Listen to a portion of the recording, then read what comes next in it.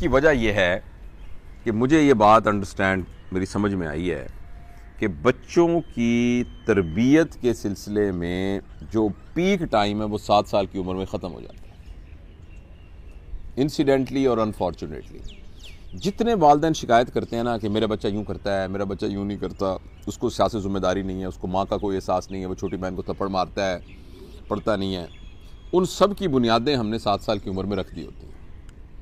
क्योंकि 7 ईयर्स तक आपका बच्चा जो है वो सिर्फ और सिर्फ रिकॉर्डिंग मशीन होता है, उसका अपना कॉन्शियस माइंड नहीं होता बिल्कुल। और वो रिकॉर्ड क्या कर रहा होता है? पैटर्न रिकॉर्ड कर रहा होता है, चीज़ों को बॉडी में लेबल, अपने दिमाग में लेबल कर रहा होता है, सही क्या है, गलत क्या है, सही क्या है, गलत क्या है। और सही गलत के लिए जो उसका फिल्टर है ना, वो उसकी माँ और उसके बाप होते हैं। लिहाजा एक कोई भी इवेंट हुआ है तो वो माँ की तरफ देखेगा। अगर माँ ने उस पर अप्रूवल का इजहार किया है भाई अपने जेस्चर से, अपने हाथ से या मुंह से, कैसे, तो बच्चे के दिमाग में वो सही के तौर पर रिकॉर्ड हो जाएगा। अगर माँ हर वक्त नुकरानी को थप्पड़ मारती है, नुकरानी को डांटती है, नुकरानी को कहती है तुम फजूल औरत हो, तुम गंदी औरत हो, तुम गलत औरत हो, ये करती, वो उसके साथ कैटेगरी नहीं बनाएगा, वो ये कहेगा ये ही दुरुस्त है, ये ही दुरुस्त है। तो वो अब उसके अंदर पैटर्न डेवलप हो गए।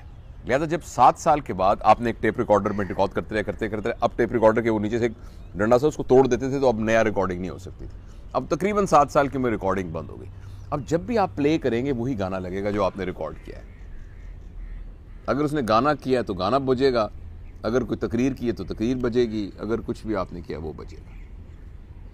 तो इसलिए जो हमारे बड़े बच्चे अभी कर रहे होते हैं उसकी पीछे रूट कॉज वही 7 साल की होती है। अच्छा, अब आप कहें फिर तो हम बस मर गए, फिर तो हम क्या करें, लेकिन उसमें एक रे ऑफ होप है।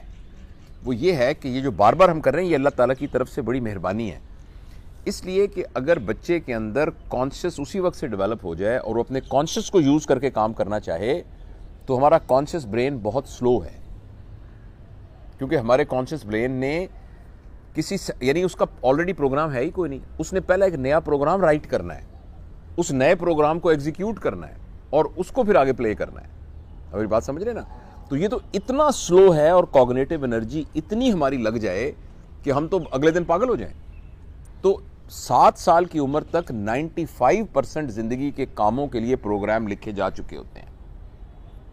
सो most of our work actually does not require cognitive energy, वो हम बगैर अटेंशन के ही अपने ऑटोमेशन में करते जाते हैं। लेकिन अल्लाह पाक ने एक विंडो छोटी सी रखी हुई है, वो विंडो है कॉन्शियस माइंड।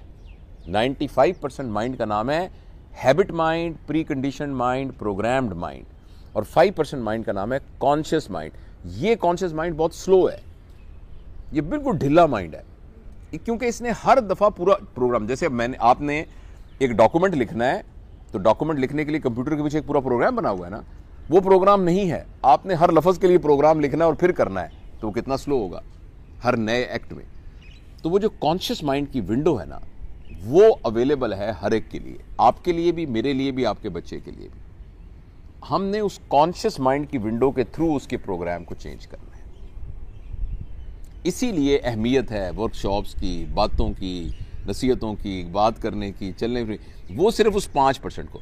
लेकिन वो दरवाजा खोलने की कुछ शराइत हैं।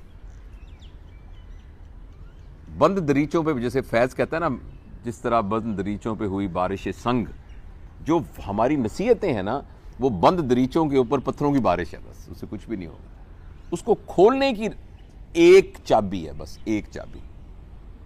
उस चाबी का उर्दू में नाम है, पंजाबी में मान, इंग्लिश में कह लें ट्रस्ट, मोहब्बत कह लें, लव कह लें। अगर आपका बच्चा हो या कोई गैर हो, आपका और उसके दरमियान मान का रिलेशनशिप हो गया ना, क्रेडिबिलिटी इस्टेब्लिश हो गई, फिर आप उसकी कॉन्शियस की विंडो में जा सकती हैं। लेकिन अगर आप उसको सारी नसीहतें, बेटा मैं तुमसे बहुत प्यार करती हूँ, मैं तुमसे बहुत प्यार करती हूँ, तुम मुझे सच बोला करो, लेकिन जिस दिन वो सच बोल के आ गया उस दिन उसको थप्पड़ पड़ना है। अब आप उसका ट्रस्ट ही डेवलप नहीं होगा आपसे। मजबूरी है उसकी कि आप, मतलब है वो आप जन्म उसने आपसे लिया है और आपके पैसों से वो मतलब उसकी फीसें जाती हैं, इस वजह से उसकी इकोनॉमिक मजबूरी है या सोशल मजबूरी है कि आपके साथ चिपटा हुआ है वो। अदरवाइज आपका और उसके दरमियान ट्रस्ट नहीं। इसलिए जिस माँ बाप का बच्चा उसका कहना नहीं मान रहा ना, वो सब नसीहतें छोड़ दे, और फिक्र करना उसके बारे में छोड़ दे। मत घबराए कि वो गुमराह हो जाएगा, मत घबराए कि इसका क्या बनेगा, मत घबराएं कि पता नहीं इस बेचारा ये एडजस्ट होगा कि नहीं, पता नहीं इसको दाखला मिलेगा कि नहीं मिलेगा। आप सिर्फ एक काम करें, पूरी एफर्ट उसके ऊपर ट्रस्ट डेवलप करने पर लगा दें। और जब आपने ट्रस्ट डेवलप कर लिया तो वो थोड़ी सी खिड़की खुलेगी कॉन्शियस माइंड वाली, फिर उसके बाद आप अंदर घुसिएगा। ट्रस्ट का मतलब ये है कि वो जो भी आपको कहे आप सुनते जाएं। ट्रस्ट का मतलब है आपका इमेज उसके दिमाग के अंदर एक ऑनेस्ट शख्स का इमेज हो। मामा सच बोलती हैं, बाबा सच बोलते हैं, बाबा ईमानदार है, बाबा मुझसे प्यार करते हैं। आपको पता है हर बच्चा जिसको ये एहसास हो जाए ना कि मेरे माँ बाप मुझसे प्यार नहीं करते या उनकी विंडो नहीं खुलती, वो अल्टीमेटली आपको छोड़ के जाएंगे। आप उस बच्चे को हॉस्टल में दाखिल तो करा के देखें, तो घर ही नहीं वापस आएगा। आप थोड़ा सा कह दें जाओ तुम्हारे दोस्त आए घूमने फिरने चले जाओ, वो वापस नहीं आएगा।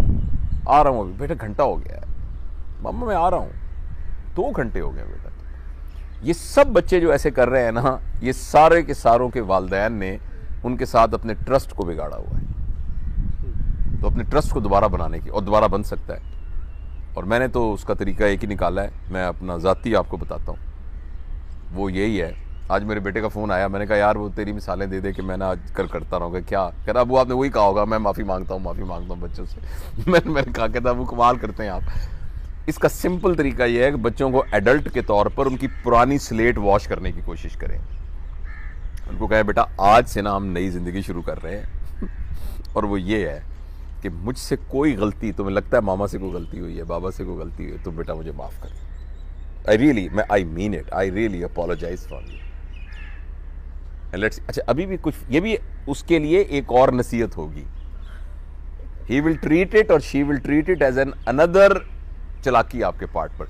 अब आपने इसको साबित भी करना है। अभी आपने माफी मांगी है, शाम को फिर कपड़े गंदे क्यों रखे थे, शर्म नहीं आती, तुम्हें बदबू आ रही है तुम्हारे कपड़ों में से, फिर गेम खेल रहे हो, तो थोड़ी देर की तरह तो तहम्मुल से उसको ना वो करना पड़ेगा। तो ये तो, और कोई बात आप इसके अलावा कोई और बात पूछना चाहें अगर मुझे आती हो तो?